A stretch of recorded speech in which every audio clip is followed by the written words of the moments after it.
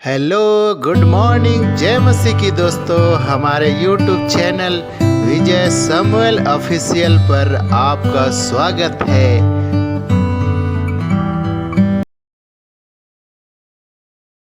कुचले गए, लताड़े गए, जख्मी हुए मसीह यीशु के अंतिम पल या अंतिम कुछ घंटे क्रूस के ऊपर बिताए गए। हम सबके साथ प्यार की खातिर मसीह यीशु ने क्रूस के ऊपर अपनी जान दे दी ताकि हम बचाए जाएं। प्रभु यीशु के पकड़े जाने और पिलातुस की अदालत में आ जाने के बाद यहूदी लोगों ने और उस वक्त के जो लीडर्स थे उन्होंने प्रभु यीशु के ऊपर दोष लगाया और पिलातुस से कहा कि इसे क्रूस के ऊपर चढ़ाया जाए। पिलातुस ने उनके प्रेशर में आकर प्रभु यीशु को क्रूस के ऊपर चढ़ाने की आज्ञा दे दी। प्रभु यीशु ने अपनी क्रूस को उठाया और कलवरी पहाड़ की तरफ चल पड़े और यहाँ इस कलवरी पहाड़ के ऊपर प्रभु यीशु को क्रूस के ऊपर चढ़ा दिया दो और अपराधियों यानी डाकुओं के बीच में। और इस क्रूसिफिक्शन को यानी सलीब के ऊपर चढ़ाए जाने को प्रभु यीशु ने कहा कि हमेशा याद रखना, हर वक्त याद रखना। अब भले ही प्रभु यीशु इस वक्त क्रूस के ऊपर बहुत ही बुरी हालत में है, एक दर्दनाक पीड़ा का वह सामना कर रहे हैं, लेकिन इस क्रूस के ऊपर प्रभु यीशु ने आखिरी 7 शब्द कहे जिन्हें आज सारे मसीही जानते हैं और इन्हें याद करते हैं। और ये 7 वचन, 7 स्टेटमेंट जो प्रभु यीशु के मुंह से निकले आखिरी वक्त में, ये बहुत ही महत्वपूर्ण है। और ये उससे भी ज्यादा महत्वपूर्ण है कि हम आज उनके बारे में सीखें और समझें। तो आज इस वीडियो में हम प्रभु यीशु के मुंह से निकले इन 7 स्टेटमेंट्स के ऊपर मनन यानी मेडिटेट करने वाले हैं और सीखने वाले हैं कि इनका आज हमारी जिंदगी के लिए क्या महत्व है। सो चलिए वीडियो को शुरू करते हैं।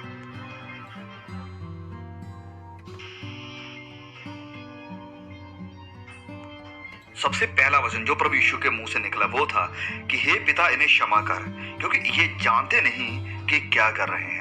और ये हमें देखने को मिलता है लूका अध्याय 23 और वचन 34 में। क्रूस के ऊपर चढ़ाए जाने के कुछ ही समय के बाद प्रभु यीशु नीचे देखते हैं उन सारे सिपाहियों को, उन सारे सोल्जर्स को जिन्होंने उसकी बेइज्जती की, उसके मुंह के ऊपर थूका, उसे टॉर्चर किया, उसे बहुत ही ज्यादा दुख दिए, कोड़ों के साथ उसकी पिटाई की। और इसी के साथ साथ वह उन्हें भी देख रहा था जिन्होंने उसके ऊपर दोष लगाए थे कि इसे क्रूस के ऊपर चढ़ा दिया जाए। और इनमें सरदार याजक यानी महायाजक जो कि सिनेगोग की टेंपल की देखरेख करने वाले थे वो भी शामिल थे। और पिलातुस जानता था कि इन सारे धर्मी लोगों ने प्रभु यीशु के साथ जेलसी की वजह से प्रभु यीशु को उसके हवाले किया है क्रूस के ऊपर चढ़ाने के लिए। हम पढ़ते हैं मरकुस अध्याय 15 और वचन 10 में, क्योंकि वह जानता था यानी पिलातुस कि प्रधान याजकों ने उसे डाह से पकड़वाया है। डाह यानी एनवी यानी जेलसी या अजलन। तो प्रभु यीशु अत्यंत पीड़ा में, पूरी दर्द में भी इन सब के लिए प्रार्थना कर रहा है कि पिता, इन्हें माफ करना। ये लोग जिन्होंने मेरे खिलाफ षड्यंत्र रचा है, ये सब लोग जिन्होंने मुझे ये सारे दर्द दिए हैं, इन्हें क्षमा करो।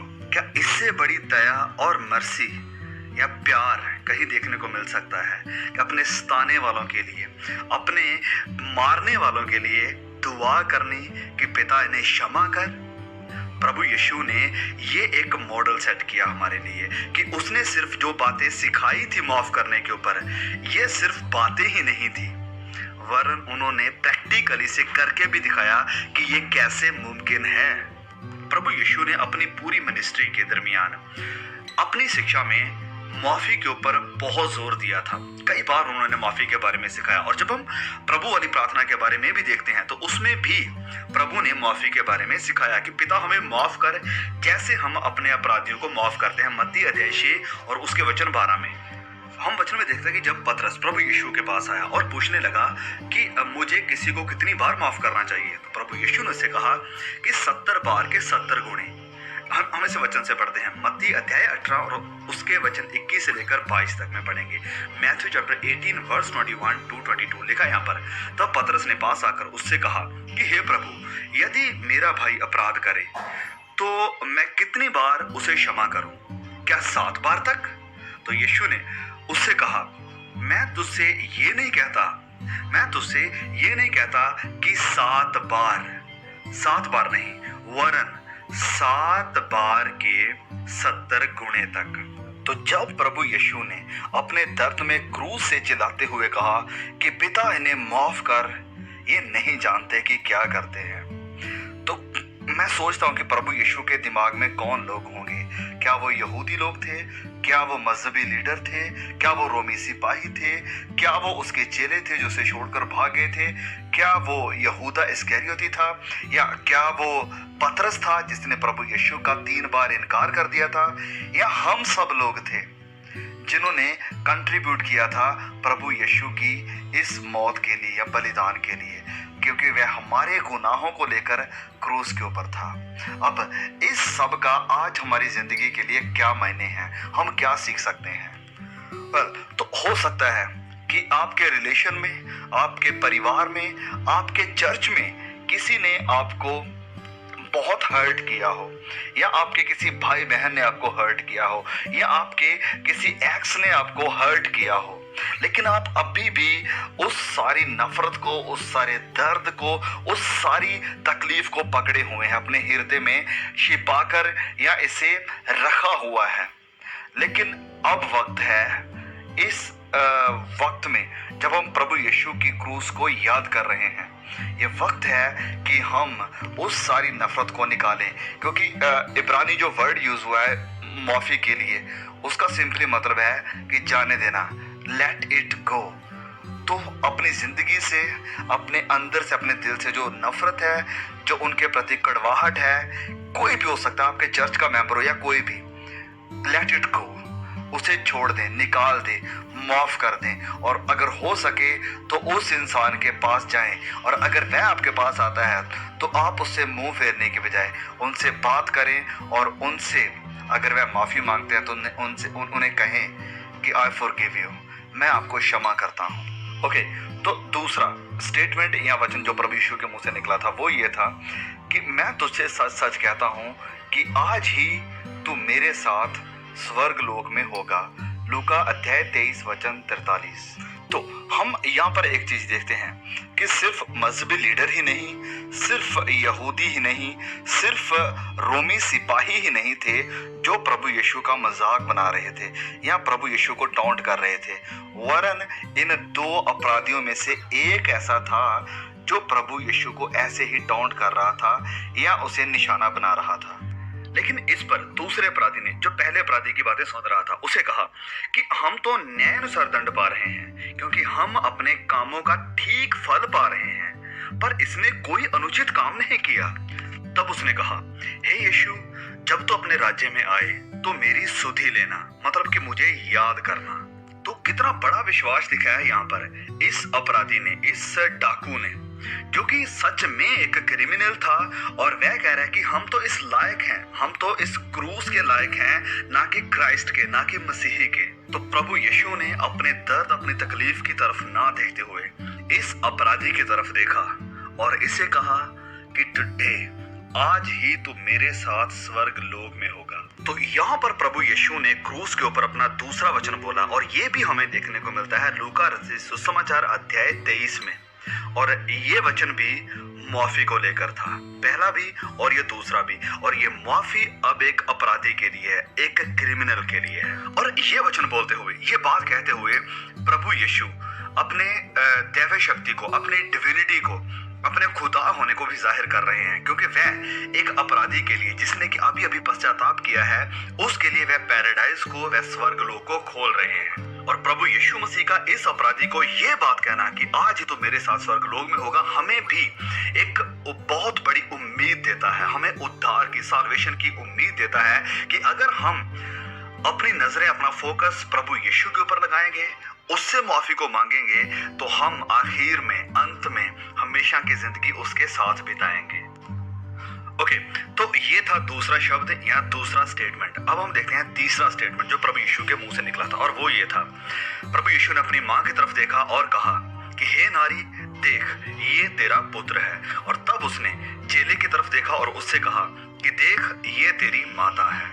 और ये वचन हमें देखने को मिलता है यूहन्ना अध्याय 19 और उसके वचन 26 से लेकर 27 तक में। John chapter 19 verse 26 to 27। तो माता मरियम और प्रभु यीशु यहाँ पर इस सीन में एक दूसरे को आमने सामने देखते हैं, और ये माँ जिसने कि इस बेटे को अपनी कोख से जन्म दिया है, वह देखती है अपने बेटे को एक भारी क्रूस उठाए हुए, और फिर वह ये भी देखती है कि कैसे उसके हाथों में कील लगाए जा रहे हैं, उसे मारा जा रहा है, क्रूस के ऊपर चढ़ाया जा रहा है। यहाँ इस कलवरी पहाड़ के ऊपर 4 जन हैं प्रभु यीशु मसीह की क्रूस के पास जो उसे देखने के लिए खड़े हैं। एक है उसकी माँ माता मरियम, दूसरा है उसकी माँ की सिस्टर यानी मरियम जिसे कि क्लोपास की पत्नी कहा जाता है, और तीसरी मरियम थी वहां पर मरियम मैगदलीनी, और चौथा इंसान था वहां पर वो चेला जिससे प्रभु यीशु बहुत मोहब्बत करते थे, और कहा जाता है कि यही यूहन्ना था जिसने ये सुसमाचार लिखा है। प्रभु यीशु का ये तीसरा वचन, ये तीसरा स्टेटमेंट अपनी माँ और अपने चेले यूहन्ना की तरफ था। Only I witnesses of the gospel, जिन्होंने क्रूस के ऊपर प्रभु यीशु को चढ़ते हुए देखा था। तो प्रभु यीशु अपनी माँ से मोहब्बत करते थे, उसकी परवाह करते थे, इसलिए उन्होंने अपने चेले यूहन्ना से कहा कि वह उसकी माँ की देखरेख करेंगे, उसे संभालेंगे, उसके साथ रहेंगे। तो एक चीज जो हम यहाँ पर देखते हैं वो ये है कि भले ही प्रभु यीशु खुद अत्यंत पीड़ा में है, बहुत बड़े दर्द में है, दुख में है, लहू उनके पूरे जिस्म से बह रहा है, लेकिन फिर भी उन्हें अपनी चिंता नहीं है। वह चिंता कर रहे हैं, वह फिक्र कर रहे हैं उन लोगों की जो उसके पास खड़े हैं, जो उसके चाहने वाले हैं। प्रभु ने अपनी चिंता, अपना दर्द भूलकर अपने चाहने वालों का उसे फिक्र है। ये हमें ये भी सिखाता है कि हम विश्वासी भाई बहन, भले ही हमारी खुद की जिंदगी में बहुत सी स्ट्रगल है, बहुत सारा संघर्ष है, कई परेशानियां, मुश्किलें हैं, लेकिन फिर भी जिस हद तक ये मुमकिन है, जहां तक ये हो सकता है, हम अपने दूसरे विश्वासी भाई बहनों की, दूसरे लोगों की हेल्प करें, मदद करें, उनकी फिक्र करें। चौथा स्टेटमेंट, हे मेरे परमेश्वर तूने मुझे क्यों छोड़ दिया। मत्ती अध्याय 27 वचन 46 और मरकुस अध्याय 15 वचन 34। ये वो स्टेटमेंट है जो कि एक से ज्यादा सुसमाचारों में हमें देखने को मिलता है, और ये कोटेशन ली गई थी भजन संहिता 22 से, साम्स 22 से। दोनों सुसमाचारों के मुताबिक प्रभु यीशु तीसरे पहर के करीब, जो कि तकरीबन 3 बजे का समय है, प्रभु यीशु बहुत ऊंचे शब्द से, बहुत ऊंची आवाज से इन शब्दों को पुकारते हैं, चिल्लाते हैं, और प्रभु यीशु यहाँ पर भविष्यवाणियों को भी पूरा कर रहे हैं। ये चौथा वचन प्रभु यीशु का अपने पिता की तरफ था, पिता परमेश्वर की तरफ था, क्योंकि प्रभु यीशु अत्यंत पीड़ा में है, अत्यंत दुख में है, और खासकर बात यहाँ पर यह थी कि प्रभु यीशु के ऊपर सारी इंसानियत के, मेरे और आपके, हम सब के गुनाह, हमारी सारी लानत इस वक्त प्रभु यीशु के ऊपर थी। भले ही वह पापी नहीं थे, लेकिन वह पापी बने हमारे लिए, और इस कारण क्योंकि पिता पवित्र है, धर्मी है, उन्होंने अपनी आंखें प्रभु यीशु से फेर ली। अब कुछ लोग कहेंगे कि अवल पिता ने कैसे अपनी आंखें फेर ली अपने बेटे से, लेकिन प्रभु यीशु यहाँ पर खुद कह रहे हैं कि पिता तूने मुझे क्यों छोड़ दिया। मतलब कि पिता ने कुछ समय के लिए इस पल में, जिस पल में से होकर प्रभु यीशु गुजर रहे हैं, पिता को भी अपना हाथ अपने बेटे, अपने इकलौते बेटे से हटाना पड़ा। और ये सब प्रभु यीशु ने क्यों सहा? यस ऑफ कोर्स, मेरी और आपकी वजह से। पिता से जुदाई को क्यों सहा? मेरी और आपकी वजह से। और इसीलिए प्रभु यीशु तीसरे पल में, तीसरे समय में, तीसरे पहर में चिल्लाते हुए ये कहते हैं कि हे पिता तूने मुझे क्यों छोड़ दिया। चौथा शब्द, मैं प्यासा हूं, यूहन्ना अध्याय 19 वचन 28। प्रभु यीशु का यहाँ पर ह्यूमन नेचर हमें देखने को मिल रहा है। प्रभु यीशु फिजिकल एग्नी में थे, उन्हें पूरी तरह से लताड़ा गया है, उनका खून बहुत बह चुका है, एक लंबी ट्रिप क्रूस उठाए हुए उन्होंने करी है, यरूशलेम से कलवरी पहाड़ की तरफ वो होकर गए हैं। और यहाँ पर हम एक और चीज देखते हैं कि प्रभु यीशु ने जो प्रचार किया था, जो शब्द बोले थे, जो वचन प्रचार किया था, अब वह उसे प्रैक्टिकली दिखा भी रहे हैं। हम यूहन्ना अध्याय 15 से पढ़ते हैं। जब हम वचन 12 से पढ़ते हैं तो प्रभु यीशु यहाँ पर कहते हैं कि मेरी आज्ञा ये है कि जैसे मैंने तुमसे प्रेम रखा, वैसा ही तुम भी एक दूसरे के साथ प्रेम रखो। इससे बड़ा प्रेम किसी का नहीं कि कोई अपने मित्रों के लिए अपना प्राण दे। अब इस वचन का या इस स्टेटमेंट का कि मैं प्यासा हूं एग्जैक्टली मतलब क्या है? तो कई हमारे बिब्लिकल जो विद्वान हैं, जो स्कॉलर हैं, इस बात को लेकर डिबेट करते हैं कि प्रभु यीशु ने ये बात क्यों कही और किसको कही। तो बहुत सारी इंटरप्रिटेशंस इसके बारे में दी जाती हैं, लेकिन एक सबसे क्लियर चीज जो हम यहाँ पर देखते हैं वो ये है कि यहाँ पर एक भविष्यवाणी पूरी हो रही है। भविष्यवाणी जो कि करी गई थी भजन संहिता 69 में।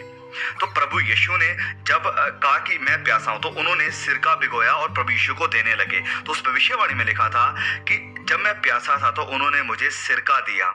तो भले ही सब कुछ बहुत मुश्किल है, सारी परेशानियों के साथ प्रभु यीशु घिरे हुए हैं, लेकिन फिर भी इस सब के बीच में भी पिता भविष्यवाणियों को पूरा कर रहे हैं। सो इससे हम ये सीख सकते हैं कि हाँ, हमारी दुनिया में, हमारे आसपास में या हमारे समाज में हो सकता है कई चीजें ऐसे चल रही हों, ऐसे लग रही हों कि जैसे सब कुछ खत्म है, बहुत डिफिकल्ट है, कहीं अकाल पड़ रहे हैं, कहीं लड़ाइयां हो रही हैं, महामारियां आ रही हैं।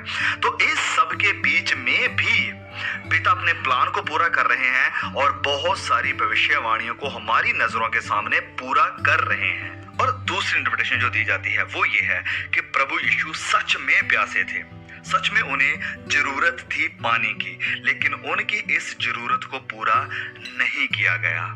तो इससे हम क्या सीखते हैं? इससे हम ये सीखते हैं कि हो सकता है आपकी भी कई ऐसी जरूरतें हो सकता है आपकी शादी नहीं हो रही हो सकता है आपको बच्चे की मिरास ना मिली हो सकता है आप नौकरी की तलाश में हो लेकिन नौकरी ना मिली हो सकता है आपको अच्छा घर ना मिला हो सकता है कि बहुत सी आपकी जरूरतें हो सकती हैं, लेकिन you can be rest assured कि प्रभु यीशु पिता की दाहिनी ओर बैठे हुए हैं और मेरे लिए और आपके लिए इंटरसीड करते हैं, प्रार्थना करते हैं, और वह इस बात को अच्छी तरह से समझते हैं कि किसी जरूरत का पूरा ना होने का मतलब क्या है।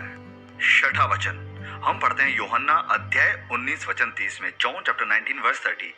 यीशु ने ये सिरका लिया तो कहा पूरा हुआ और सिर झुकाकर प्राण त्याग दिए। तो ये छठा वचन जो प्रभु यीशु ने कहा, ये मैं समझता हूं कि इन सातों स्टेटमेंट्स में थे, इन सातों वचनों में से सबसे ज्यादा महत्वपूर्ण है। अब ऐसा क्यों है? क्योंकि ये कहते हुए कि पूरा हुआ, प्रभु यीशु ये कह रहे हैं कि जिस काम के लिए पिता ने मुझे भेजा था कि मुझे जाना है और लोगों के उद्धार के लिए अपनी कुर्बानी देनी, अपना सैक्रिफाइस करना है, तो वो काम मैं अब पूरा कर चला हूं। प्रभु यीशु ने याद है क्या कहा था मत्ती अध्याय 20 और उसके वचन 28 में कि जैसे कि मनुष्य का पुत्र वह इसलिए नहीं आया कि अपनी सेवा करवाए, परंतु इसलिए आया कि सेवा करे और बहुतों के छुटकारे के लिए अपना प्राण दे। और इस बात को याद करते हुए प्रभु यीशु कह रहे हैं कि यस, मैंने वो काम पूरा कर दिया है। ये कहते हुए कि पूरा हुआ, प्रभु यीशु ये भी दर्शा रहे थे कि छोटे पाप हो या आपके बड़े पाप हो या आपके गुप्त पाप हो जिसे सिर्फ परमेश्वर और आप जानते हैं, उन सब को मैंने डील कर दिया है। जो पेमेंट थी, जो बिल था मेरे और आपके गुनाहों का, उसे प्रभु यीशु ने पे किया है पूरी तरह से। अब आपको करना क्या होगा? कुछ बढ़िया काम करने की जरूरत नहीं है, आपको सिर्फ विश्वास करना है उस काम के ऊपर जिसे कि प्रभु यीशु ने क्रूस के ऊपर पूरा किया है। और एक और चीज जो हम यहाँ पर इस वचन से सीखते हैं वो ये है कि प्रभु यीशु कहते हैं कि पूरा हुआ। पूरा क्या हुआ? जो पर्पस के लिए मैं इस पृथ्वी पर आया था, जिस मकसद के लिए पिता ने मुझे भेजा था, मैंने वो मकसद, वो पर्पस को पूरा कर दिया है। अब क्या मैं या आप ये कह सकते हैं कि जिस काम के लिए, जिस पर्पस के लिए पिता ने हमें चुना है, जिस पर्पस के लिए पिता ने हमें इस दुनिया से, पृथ्वी से अलग किया है, क्या हम कह सकते हैं अपनी जिंदगी के आखिरी पलों में या अब भी जब हम जिंदा हैं कि यस, मैंने पिता का वो दिया हुआ काम पूरा कर दिया? जैसे संत पौलुस ने भी कहा था कि मैं अपनी दौड़ पूरी कर चुका हूं। क्या हम भी प्रभु यीशु की तरह, पौलुस की तरह आखिरी पलों में ये कह सकते हैं कि यस, मैंने वो पर्पस, वो मकसद, जिस मकसद के लिए पिता ने मुझे भेजा था, उसे हमने पूरा कर दिया है। सातवां और आखिरी शब्द, प्रभु यीशु ने बड़े शब्द से पुकार कर कहा कि हे पिता, मैं अपनी आत्मा तेरे हाथों में सौंपता हूं, और ये कहकर प्राण छोड़ दिए। लूक 23 वर्स 46, लूका अध्याय 23 वचन 46। 7वां शब्द आता है लूका रचित सुसमाचार से, और ये बात प्रभु यीशु अपने पिता से कह रहे हैं अपनी मृत्यु के पहले। तो सबसे पहला लेसन जो हम यहाँ पर देखते हैं वो ये है कि भले ही प्रभु यीशु अब अपना प्राण छोड़ने वाले हैं और अपनी जान देने वाले हैं, लेकिन उन्हें ये विश्वास था कि भले ही वह बदन, ये जिस्म कब्र में जाएगा, लेकिन उनकी आत्मा पिता के पास जा रही है। एक उम्मीद है आगे एक नई जिंदगी की, और यही उम्मीद मुझे और आपको है। भले ही हम अपने आसपास में मौत को देखते हैं, अपने किसी बिलवड वन की, किसी रिश्तेदार की मौत को देखते हैं, लेकिन हम जो विश्वास में हैं, हम जानते हैं कि अगर हम मसीह में होकर मरे हैं तो भले ही ये बदन, ये जिस्म नाश हो जाए, कब्र में चला जाए, लेकिन हमारी आत्मा पिता के पास जाएगी, जहां पर हम सदा खुदा के साथ रहेंगे। और दूसरा लेसन जो हम यहाँ पर देखते हैं, भले ही पिता ने यीशु को छोड़ दिया है, भले ही प्रभु यीशु बहुत बड़ी दर्द में है, पीड़ा में है, लेकिन इस सब के बावजूद भी वह पिता के प्रति आज्ञाकार हैं, वह ओबीडियंट हैं, और इस सब के बावजूद भी उसका रिश्ता पिता से हटा नहीं है। पिता से उसने कंप्लेन करना शुरू नहीं किया है, फिर भी वह क्या कर रहे हैं? प्रार्थना कर रहे हैं, दुआ कर रहे हैं। और ये वचन भी भजन संहिता से प्रभु यीशु कोट कर रहे हैं कि पिता तेरे हाथों में मैं अपना प्राण सौंपता हूं। तो हम सबके लिए यहाँ पर लेसन ये है कि भले ही हम डिफिकल्ट टाइम से होकर गुजरें, लेकिन ये डिफिकल्ट सिचुएशन, ये मुश्किल हालात हमें चर्च से, हमें परमेश्वर से, हमें दुआ प्रार्थना से, हमें वर्शिप से दूर ना लेकर जाएं, वरन हम इन सब मुश्किल हालातों में भी पिता के पास आए, उसके सामने आए और प्रार्थना करें। और तीसरा लेसन हम जो यहाँ पर सीखते हैं वो ये है कि परमेश्वर मौत में भी जिंदगी की उम्मीद देते हैं हमें। देखिए, हो सकता है आपका रिलेशनशिप खत्म हो रहा है, हो सकता है आपके फाइनेंशियली प्रॉब्लम्स आ रही हो या फाइनेंस खत्म हो रहा हो सकता है आपके परिवार में मुश्किलें आ रही हो और आपका परिवार खत्म हो रहा है, टूट रहा हो, लेकिन आप इस सारे मसले को, अपनी जॉब के मसले को, परिवार के मसले को, रिलेशनशिप के मसले को, फाइनेंस के मसले को, अपनी स्पिरिचुअल लाइफ के मसले को परमेश्वर के हाथों में दें और कहें कि पिता मैं अपने सारे मसले को तेरे हाथों में देता हूं, बिकॉज आई ट्रस्ट यू। मैं आपके ऊपर विश्वास करता हूं कि आप इन मुर्दा हड्डियों में भी जिंदगी डाल सकते हैं। तो चौथा लेसन जो हम यहाँ पर देखते हैं, जब प्रभु यीशु कह रहे हैं कि पिता मैं तेरे हाथों में अपने प्राण को सौंपता हूं, तो वो सुरक्षित हाथों में अपने प्राण को सौंप रहे थे जो फुल सिक्योरिटी दे सकते हैं। भले ही दूसरे हाथों ने उसे मारा, उसके ऊपर कोड़े बरसाए, उसके हाथों में कील लगाए, उसे जख्मी किया, उसके सर के ऊपर कांटों का ताज पहनाया, उसे क्रूस के ऊपर चढ़ा दिया, लेकिन एक हाथ थे जो कि उसे सुरक्षा देने वाले हैं। इसी तरह से हो सकता है जब आप अपने मसले को दूसरे के हाथों में देते हैं तो आपको शर्मिंदगी का सामना करना पड़ जाए, या आपको किसी तरह के डर का या किसी तरह की मुसीबत का सामना करना पड़ जाए। हो सकता है कई हाथों ने आपको जख्म दिए हों, कई हाथों ने, कई लोगों ने आपको परेशान किया हो, आपको जलील किया हो, लेकिन आप अपनी सारी चिंता को, आप अपनी सारी जिंदगी की परेशानियों को पिता के सुरक्षित हाथों में दे सकते हैं, क्योंकि उसके हाथों में संपूर्ण यानी परफेक्ट सिक्योरिटी है जो कि किसी और इंसान के हाथों में नहीं है। और अगर हम अपने मसले को, अपनी जिंदगी को, अपनी चिंताओं को उसके हाथों में देंगे तो हम सुरक्षित हाथों में अपना मैटर या अपनी जिंदगी दे रहे हैं। So that's all for today. दोस्तों, अंत में यह संदेश अच्छा लगा या सीखने को मिला तो वीडियो को लाइक, सब्सक्राइब और बेल आइकन की घंटी को टच करें ताकि वीडियो की नोटिफिकेशन आपको मिलती रहे।